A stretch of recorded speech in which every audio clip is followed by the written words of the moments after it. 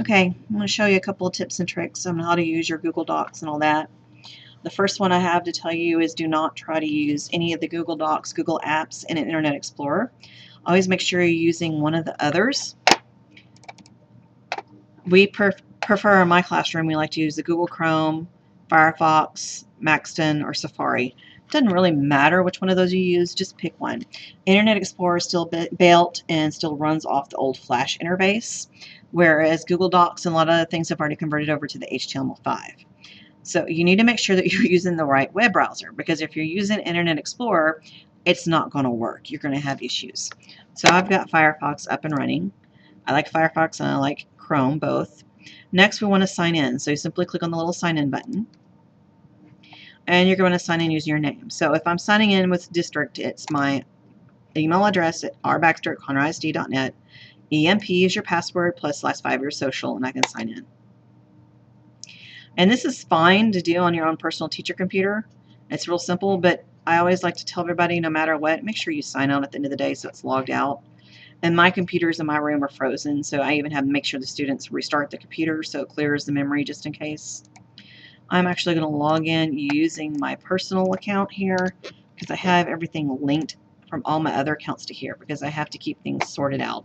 I serve on different committees for different things, and so we have different email accounts for those different things. So it makes things a little fun and interesting. All right, first I'm going to show you how do you get to Drive. Here's everything. Most people understand search and images. Some even know maps. You got Play, your YouTube, Gmail, calendar. There's so many more things in here. Sites, books, you just click on even more. There's just so much that you can pick from. All right, there's tons of it. Just go explore. We're going to focus on the Drive. So click on Drive and it activates my Drive. And so if I click on my Drive, it's going to pull up all my folders. So here's all my folders, and within my folders, so if I click on a folders, for example, it'll pull up everything that goes with that folder. So here is even my, my drawings. So I have all these different things that are here that I can use and I can share, all right? So I'm going to go back to my Drive. You can also do shared with me. So if I'm working or whatever I'm working with other people, if they share it with me, it's right here. Makes my life a lot easier. So we're working on different things together. I don't have to go look for it. Ta-da. Recent. I have a tendency to use that one a lot because I forget and I want to open. I'm usually looking for that most recent document and I can't remember, or I've saved it in the wrong folder. I've done that more than once. Everybody does it. I use that one. So those are how you get around in here. Now, I always advise that when you're going to start something, start off by making a folder. So we're going to give this folder a name, and I'm going to call it In-Service. And I'm going to tell it to create. And then right here, there's my In-Service folder, and currently there's nothing in it. Now, I'm going to show you one of the tricks that a lot of teachers like to use. I'm going to go to My Drive. I'm going to pick that In-Service folder, and I'm going to click on it.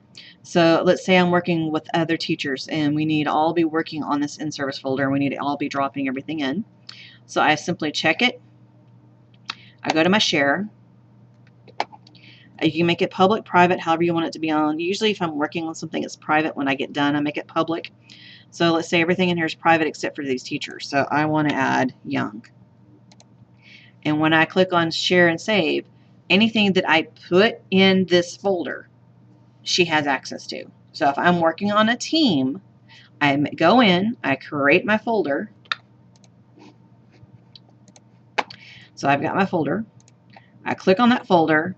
I go to plus, and then I can come right here, type in their email address. They can edit, or I can change it where they can only view it. Maybe I don't want them messing with it.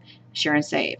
I have a lot of mine that if I run across a teacher that wants, that needs help with teaching a specific unit, like on the color theory, I can come right here and I'll share it with that teacher because say they're completely lost, and I'll type in their email, but I'll only give them view rights. That way they can go view it and they can download it and change it, save it for whatever they wanted to use.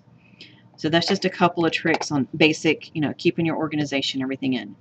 My advice is really keep it organized, okay? Go through, set up your different folders, and keep everything in there because that makes things a little easier when you go looking for it. And I still have some that I need to organize, as you can see. But it's there. It's helpful for you. I find it very useful, very helpful. Try to keep everything organized, all right? Just one of those little tricks. And again, it's simply a matter of clicking on Create, Folder, going in, putting in. Now, before I show you how to create a form, I want you to notice that I have quite a few apps. Most people only have documents, presentations, spreadsheet, and form.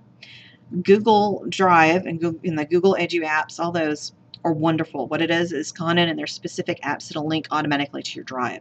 And so all you have to do is connect to more apps, and you can go find different apps that you would know and use in your classroom, and you teach your kids to do this too, and they have them right there. So my kids love the AutoCAD because they can use and they can do AutoCAD on the fly. Students really love, I have yet to run across one that doesn't love using PicMonkey, because you can go in and take a picture and you can change it up, and they love to like beat each other up and turn each other into zombies. There's lots of different things that you can go through. And every time I think I found the coolest and the latest, something else pops up. You know, it's graphing calculator for their math class. So many different wonderful tools that you can use. And they're all right there in the apps. All right, next I'm going to show you how to make your first Google form.